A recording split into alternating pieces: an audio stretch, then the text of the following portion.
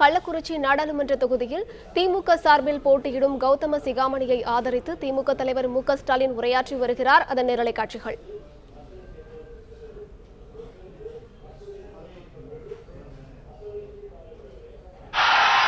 நிச்சயமா கொஞ்சம் சத்தமா சொல்லுங்க. நன்றி.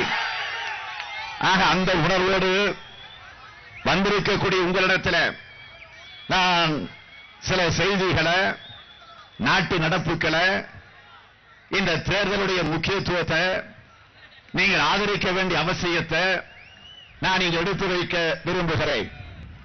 கள்ளக்குறிச்சி இன்றைக்கு மக்கள் குறிச்சியாக மாறியிருக்கிறது. நான் பார்க்கிறேன். திரும்பிய பக்கமெல்லாம் மக்கள் திரண்டிருக்கக்கூடிய இந்த எழுச்சியை நான் காணுகிறேன். என்ன காரணம்?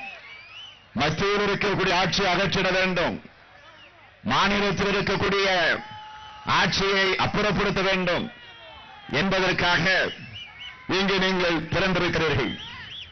மத்தியில் ஒரு ஆட்சி, அந்த ஆட்சி கவிழ்க்கப்படுகிற அல்லது இந்த தேர்தல் மூலமாக அப்புறப்படுத்தப்படக்கூடிய நிலை இந்த தேர்தல் மூலமாக வரப்போகிறது.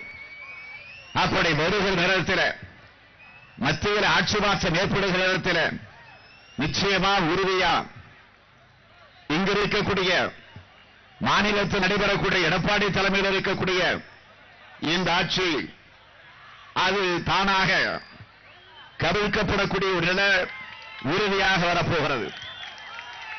கவிழ்க்கப்படுகிற என்று கூட அல்ல, தானாக அங்கிருந்து விரட்டப்படக்கூடிய நிலை உறுதியாக வரப்போகிறது.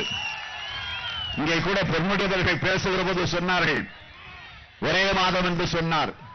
நான் சொல்லுகிறேன், மத்தியில் ஆட்சி மாற்றம் ஏற்பட்டு நாம் விரும்புகிற, நாம் எண்ணுகிற, எதிர்பார்த்து காத்திருக்கிற இளம் தலைவர் ராகுல் காந்தி அவர்கள் அங்கே பிரதமராக உட்காருகிற நேரத்தில் ஒரு மாதம் அல்ல, ஒரே நொடியில தமிழ்நாட்டில் நடைபெறக்கூடிய இந்த ஆட்சி தூக்கி எறியப்படும் என்பது உறுதி.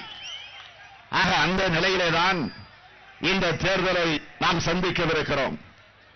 மோடியும் எடப்பாடியும் இனி ஒரு நாள் கூட பதவியிலே தொடர்வதற்கான எந்தவித அருகதையோ எந்தவித யோகியதோ இல்லாதவர்களாக இன்றைக்கு அவர்கள் அந்த பொறுப்பில் இருக்கிறார்கள்.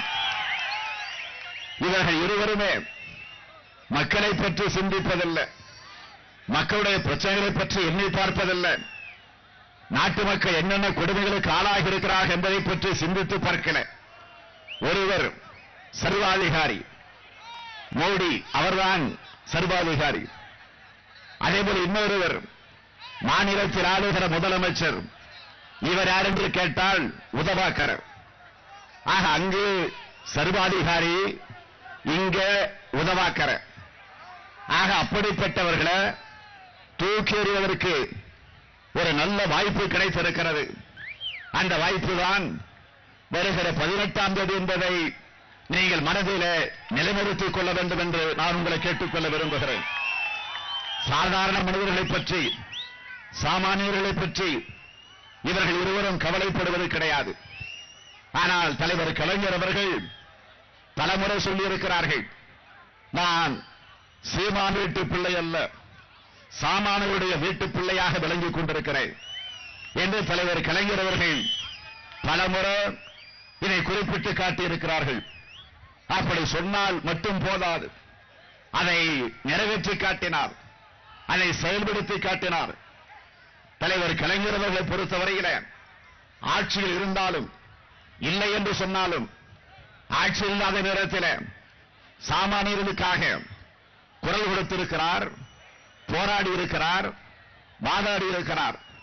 ஆனால் ஆட்சி பொறுப்புக்கு பிறகு அதே நேரத்தில் அந்த சாமானிய மக்களுக்காக திட்டங்களை, பல்வேறு பணிகளை, நினைத்தே பார்க்க முடியாத சாதனைகளை அவர் நிறைவேற்றி தந்திருக்கிறார்.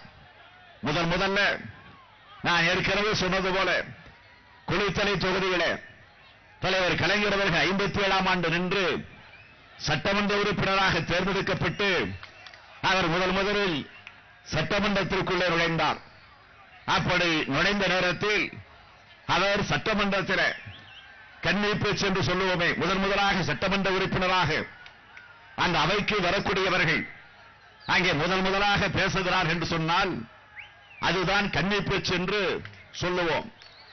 ஆக அந்த கன்னி பேச்சை முதலில் தலைவர் கலைஞர் அவர்கள் உரையாற்ற இருக்கிறார்கள். அப்படி உரையாற்றுவதற்கு முன்பு தலைவர் கலைஞருடைய இல்லம் கோபாலபுரத்தில் 15 பேர்கள் 57ஆம் ஆண்டு அண்ணாவோடு சேர்த்து 15 பேர்கள் அன்றைக்கு சட்டமன்ற உறுப்பினராக தேர்ந்தெடுக்கப்பட்டிருந்தார்கள். அந்த 15 பேரும் கோபாலபுரத்தில் தலைவர் கலைஞர் அவர்களுடைய இல்லத்தில் காலை உணவு சாப்பிடுகிறார்கள்.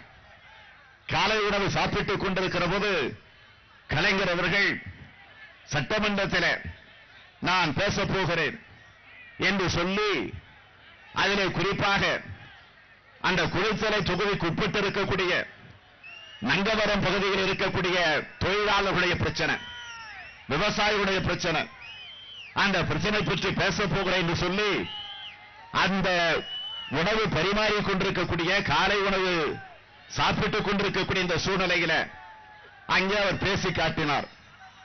கலைஞர் பேசுகிற போது அண்ணா சொன்னார், கருணாநிதி இங்க ஏன் இதை பேசுகிறார் என்று சொன்னால் முதல்ல சட்டமன்றத்தில் போய் பேச போகிறார், ஆகவே ட்ரைனிங் எடுக்கிறார், ஒத்துழை பார்க்கிறார் என்று சிரித்துக் கொண்டே நகைச்சுவையோடு அண்ணா அவர்கள் அன்றைக்கு கிண்டல் செய்திருக்கிறார்கள். இதனை சொல்வதற்கு என்ன காரணம் என்று கேட்டால் தலைவர் கலைஞர் அவர்களை பொறுத்த வரைக்கும் விவசாயிகள் மீது சாமானிய மக்கள் மீது எந்த அளவுக்கு ஆர்வம் கொண்டிருந்திருக்கிறார், அக்கறை எடுத்துக் கொண்டிருக்கிறார் என்பதற்கு இவைகளெல்லாம் ஒரு எடுத்துக்காட்டாக விளங்கிக் கொண்டிருக்கிறது. பேரறிஞர் அண்ணாவுடைய மறைவுக்கு பிறகு தலைவர் கலைஞர் அவர்கள் ஆட்சி பொறுப்பை ஏற்றார்கள். ஆட்சி பொறுப்பு ஏற்றவுடனே முதலில் அவருக்கு இருந்த கவலை எல்லாம் விவசாய தொழிலாளர்கள் மீதுதான் அவருக்கு அதிகமான அளவிற்கு அக்கறை இருந்திருக்கிறது.